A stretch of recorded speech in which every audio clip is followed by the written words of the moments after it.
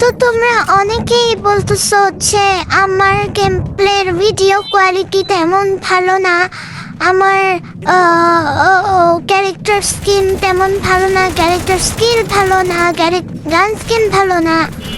তো ভাই তোমাদের উদ্দেশ্যে বলতেছি, ফার্স্ট অফ অল আমি নুব, সেকেন্ড অফ অল আমি গরিবস, ঠিক আছে? আমার কাছে টপ আপ করার মতো পয়সা নেই। হ্যাঁ ভাই, পয়সা থাকলে তো ঠিকই আমি টপ আপ করতাম, তাই না?